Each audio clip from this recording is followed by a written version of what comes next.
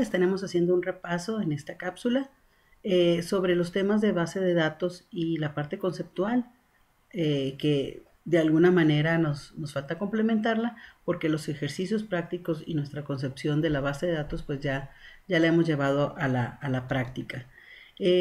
Primeramente queremos tener una definición oficial de las bases de datos. Estuvimos viendo desde que creamos la primera tabla de la distribuidora en Excel, aquellos datos compartidos, que una base de datos en sí es una colección. Podremos pensar, pues en Excel también funcionaba como una colección. En este caso estaba más integrada, los datos están almacenados de una manera más estructurada, organizados, de tal manera que pueden ser accedidos muy rápido. ¿Por qué? Porque utilizamos un software especializado para el manejo de las mismas.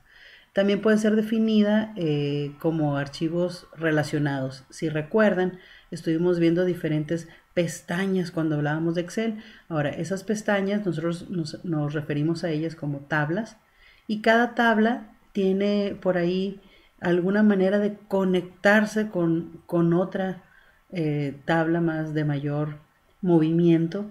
Ese es el tipo de relaciones que vamos a estar viendo en las bases de datos, y eso le llamamos relaciones lógicas, ¿no? Algunas bases de datos, sobre todo pues las que ya vimos en estos materiales, la distribuidora, la de las bases de datos de los empleados, la relación de los eventos logísticos, el salón del club de golf, etcétera, ¿no? Que hemos estado viendo. Todos estos son colecciones estructuradas, con campos, con renglones que llamamos registros, etcétera.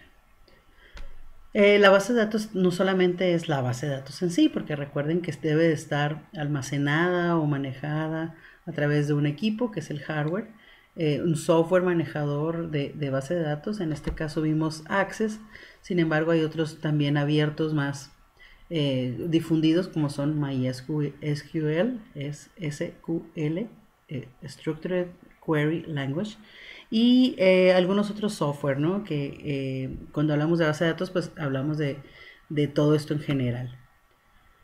Estos son algunos de los elementos, pensando en que aquí lo más importante que queremos resaltar es que tenemos el manejador de base de datos, en este caso que usamos Access, que le llamamos Database Management System, ¿no? El sistema manejador de base de datos. Y las bases de datos son los archivos sobre los cuales manipulamos información, ¿verdad? En algún momento estoy solamente relacionando lo que ya vimos de manera práctica con los conceptos. Estos son los elementos. Nosotros estuvimos llamando al primer renglón, ¿verdad? Ese era el nombre de los campos. Sin embargo, esa tablita que cada vez la llamamos como una pestaña, o que ya en Access la llamamos tabla, pues lo vamos a llamar una entidad. Es algo sobre quién guardaremos información, sobre el cliente, sobre el menú, sobre el alumno, sobre el libro, esa es lo que llamamos las entidades, ¿no?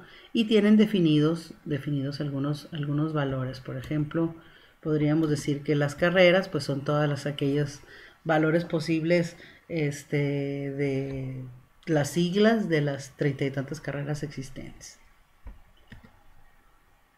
Esto es muy importante hablar del modelo entidad-relación, porque hemos estado viendo tablitas por separado, ¿sí? Tablitas, la tabla de distribuidora Malasia, distribuidora China, que eran tablas independientes y que las relacionábamos a través de una factura o de la parte de ventas, ¿sí?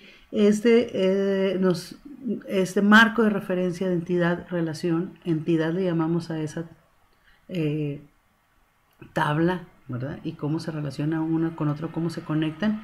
Es un marco de referencia para definir cómo es esta relación, darle una formalidad, darle una documentación.